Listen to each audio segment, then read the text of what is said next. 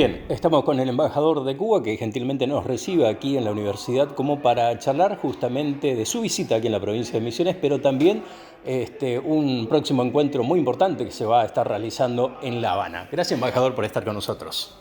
Encantado. Gracias a ustedes por la oportunidad de poder compartir con su audiencia ideas, sueños y aspiraciones.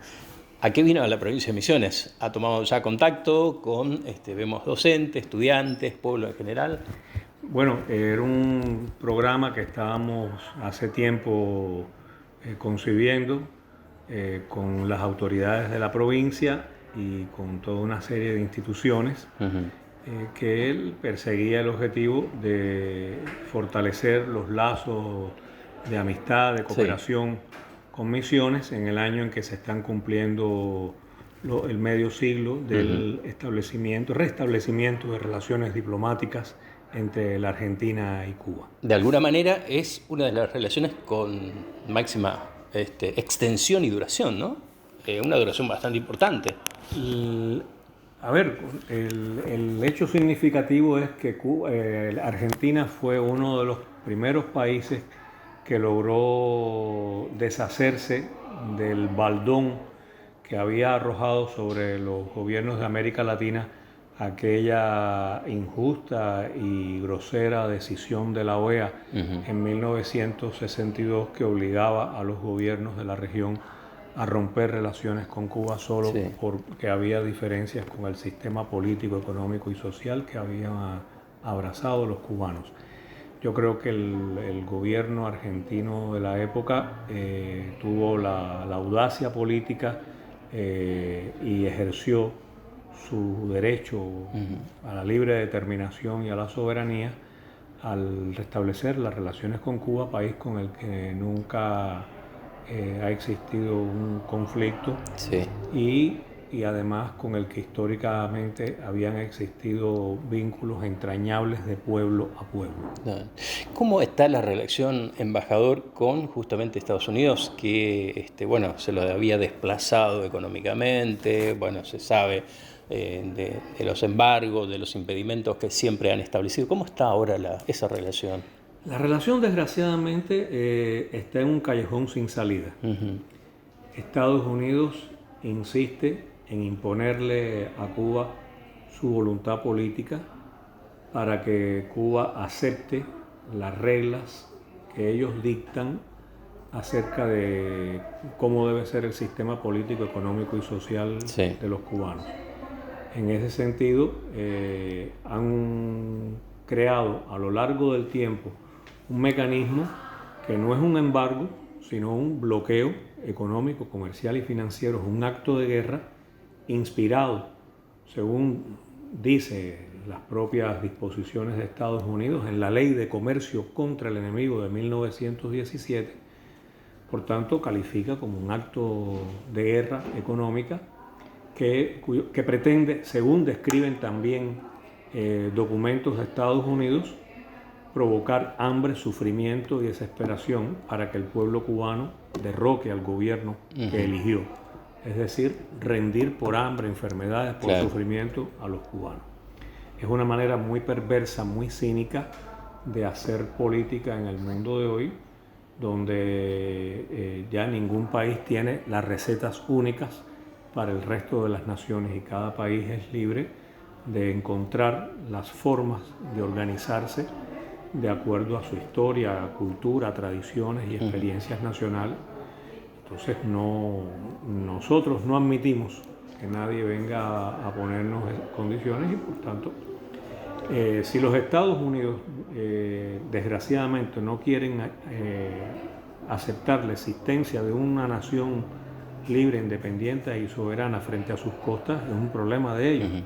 Nosotros no nos podemos mudar de donde la naturaleza nos colocó.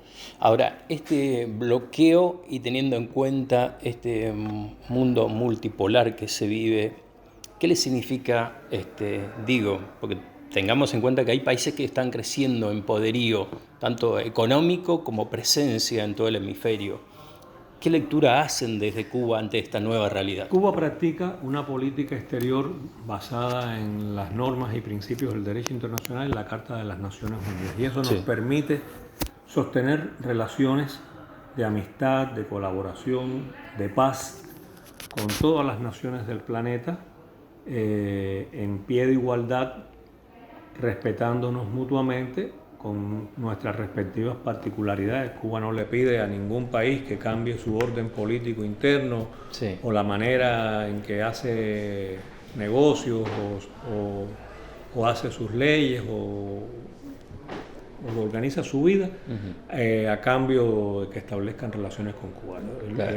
Uno no puede andar por el mundo imponiéndole a los demás su voluntad, porque somos un mundo lleno de diversidades. Claro. Y el espíritu democrático indica que la verdadera libertad está en que en la manera que uno adquiere más derechos, los administra con mayor responsabilidad, y si uno de verdad es democrático, pues entonces reconoce los derechos y las libertades de todos los demás. Embajador, usted llega en días previos a lo que va a ser un encuentro muy importante que se va a estar celebrando en La Habana.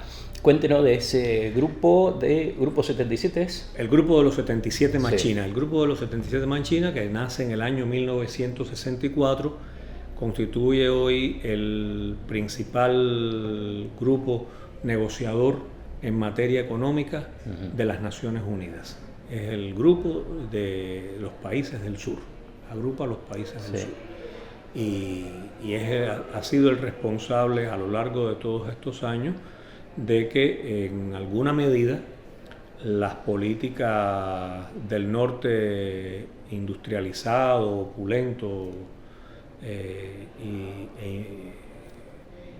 e impositivo no se hayan extendido en todo el mundo y haya existido una contención a todas esas prácticas. El Grupo de los 77 más China ha permitido, por ejemplo, expandir la cooperación sur-sur. Sí. Ha permitido introducir en el marco de la Organización Mundial de Comercio y la Organización de la Propiedad Industrial reglas que protegen de alguna manera a los países del sur. Es el que en el marco de la UNESCO ha defendido el derecho a la alfabetización. Sí. Es el que defiende en el marco de la Organización Mundial de la Salud el derecho a las vacunas para los países pobres. Sí. Es el país que también en otros foros internacionales es el grupo de países que ha defendido con mayor fuerza la paz. Porque si tú te pones a hacer cuenta y revisas todos los conflictos que existen en el mundo, te darás cuenta que aunque la inmensa mayoría de ellos se den en el sur, están generados por el norte, ya sea por agresiones desde el norte al sur o porque el norte creó condiciones económicas, sociales, políticas que provocaron que pueblos hermanos del sur confronten entre ellos. ¿Qué países han comprometido presencia y cuál es el temario a desarrollarse? Van a estar presentes los 134 países. Una parte importante de ellos a nivel de jefes de Estado y de gobierno. Ten en cuenta que la conferencia, la cumbre va a ocurrir unos días antes de que inicie el periodo ordinario de sesiones de las Naciones Unidas, la 78 Asamblea General de la ONU, y por tanto muchas delegaciones han hecho el viaje de manera de salir de La Habana para Nueva York. Eso es un elemento importante. La conferencia se convoca para analizar el impacto de la ciencia, la tecnología y la innovación en el desarrollo. Si se recuerda, hace unos años, a instancias justamente de los países del sur, de los países del Grupo de los 77 más China, las Naciones Unidas aprobaron un paquete de objetivos de desarrollo sostenible que debían ser alcanzados para el año 2030. Desgraciadamente, estos objetivos en muchas partes del mundo no serán alcanzados justamente por la manera en que ha obrado el mundo desarrollado contra nuestros países. Y una de las cosas que se defenderá en materia de ciencia, tecnología e innovación, porque además así lo demostró la pandemia, es que la grosera concentración de las patentes, de los recursos de investigación, el robo de cerebros al sur que practican los países del norte ha constituido un obstáculo a nuestro desarrollo. De manera que también se habla de que los países del sur tenemos que contribuir a reducir los efectos del cambio climático y de los gases de efecto invernadero, pero la verdad científica es que los países del sur solamente producen el 4% de esos gases. Sin embargo, sufren el 69% de los efectos del cambio climático. Claro. Y los poderosos no lo reconocen, digamos. No lo reconocen, efectivamente. Entonces, de todo eso vamos a debatir en la conferencia, que aspiramos que constituya un importante paso de cara a próximos eventos que van a tener lugar en el marco de las Naciones Unidas, una cumbre que va a ocurrir en noviembre en Nueva York, también del Grupo de los 77, y la celebración de la conferencia de los Estados partes sobre cambio climático, sí, la COP28, que se va a efectuar en Escocia y para la cual los países del sur también tenemos que llevar una voz mancomunada. Una de las estrategias del norte ha sido la de mantenernos divididos. Claro. La estrategia que pretendemos que se consolide es que llevemos posiciones consensuadas entre los países del sur para poder defender posiciones comunes y hacerle frente a esa intención de excluirnos del desarrollo. Claro. Le consulto, embajador, en un momento en que la Argentina principalmente está en una transición, usted sabe, de elecciones. Le voy a preguntar hasta dónde puede responder en cuanto a este tema, pero por allí se desprecia, usted hablaba de la importancia del cerebro, de la formación de la capacidad humana en sí, y aquí se empezó a hablar también de científico que por ahí posiblemente pierda el rumbo en algunos casos de parte de la mirada de algunos gobiernos que pretenden, digamos. Mira, yo he escuchado de todo, prefiero quedarme con lo que bien conozco de Argentina, que es un país que construyó un sistema de educación y ciencia formidable, que es orgullo de nuestra América, un país que tiene 5 premios Nobel, un país que ha hecho importantísimos aportes a las ciencias médicas, a las ciencias naturales, a la física, a la matemática. Un país que lidera en nuestra región el ingreso al espacio, las investigaciones espaciales. Un país que también tiene importantísimos resultados en materia de investigaciones ambientales, climáticas, oceánicas.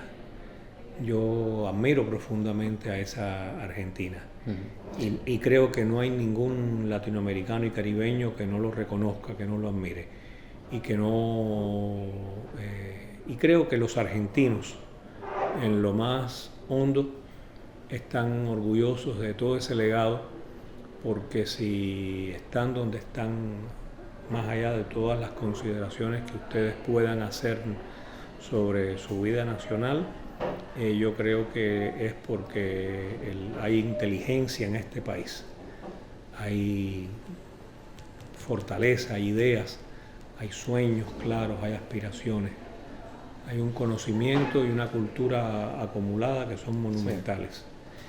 Sí. Y yo creo que todo eso va a prevalecer. Un par de preguntas nada más, y lo libero, sé que le están esperando también para seguir con su agenda. Y tiene que ver con un vínculo muy fuerte que hemos visto, y de hecho tenemos algunos médicos que se han formado allí en Cuba. ¿Cómo está el tema de la medicina? ¿Siguen trabajando intensamente? Sabemos que fueron los pilares y han sido también, incluso en esta pandemia, ¿no? Han trabajado bastante. ¿Cómo está esa situación en este momento? El sistema de salud sigue siendo un sistema muy amplio, complejo, universal, gratuito, pero ha sufrido los estremecimientos causados por la pandemia en todas las economías del mundo y ha sufrido sobre todo los efectos del prolongado bloqueo económico, comercial y financiero de Estados Unidos, que en el caso de la salud impide el acceso a tecnologías, a medicamentos. Alguien dice, no, pero ustedes pueden comprar eso en cualquier otro mercado. Bien, díganme en qué mercado yo puedo comprar un medicamento o un equipo médico que tiene más de un 10% de componentes de Estados Unidos. Yo no puedo comprar en ninguna parte del mundo nada que tenga más de un 10% de componentes estadounidenses. Sí. Yo no puedo comprar nada en dólares. Tengo que usar otras monedas porque yo tengo prohibido usar el dólar. Yo no puedo pedir créditos a ningún banco porque tengo prohibido acceder a las instituciones financieras y a los bancos. Entonces, eso causa mucho daño en el sistema de salud. Y en algunos casos es dramático porque los Estados Unidos, que tienen un poderoso sistema de ciencia y salud, son los generadores de medicamentos únicos en el mundo, de sistemas, claro, de equipos.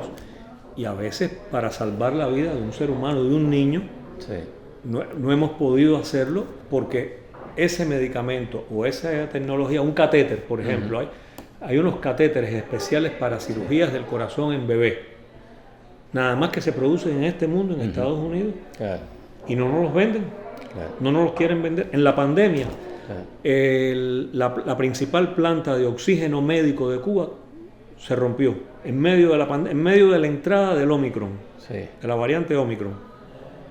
Se rompe y eso es una desgracia. Y nos dirigimos a todos los países del área en el entendido de que era una emergencia mundial. Sí. Nos negaron el oxígeno, le negaron el oxígeno a los enfermos cubanos. Entonces, ¿qué se puede esperar de un gobierno en un país que actúa de esa manera desalmada con respecto a semejantes? Y le llevo a una última reflexión que tiene que ver con el... No obstante, el sistema de salud funciona, con limitaciones, con carencias, pero funciona. Salva vidas todos los días. Claro. Y hoy, en materia de COVID, Cuba es uno de los países con la más baja tasa de infectación del planeta y con mayor cobertura de vacunación. Usted mencionaba las patentes, de cómo monopolizan también medios de comunicación muy importantes. Absolutamente. 6 transnacionales, de seis grandes grupos comunicacionales que dominan la comunicación en el mundo, claro, 5 controlan todos los aspectos de la comunicación en nuestra región, y de ellos 4 son estadounidenses.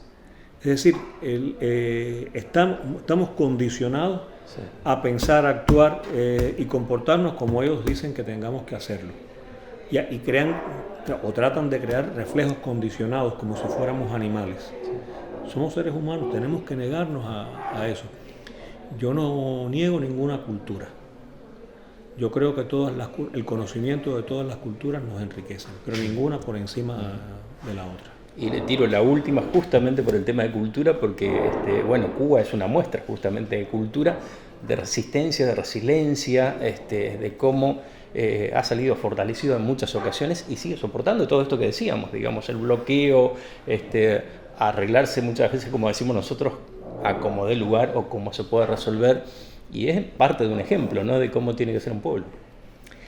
Hace 80 años Hemingway publicó una novela que le valió el premio Nobel, en la que él logró capturar el alma del cubano en la lucha del pescador con el pez gigantesco, sí, y en el desenlace final de la novela, donde el pescador no acepta el destino que le han impuesto los tiburones a su pesca. Sí.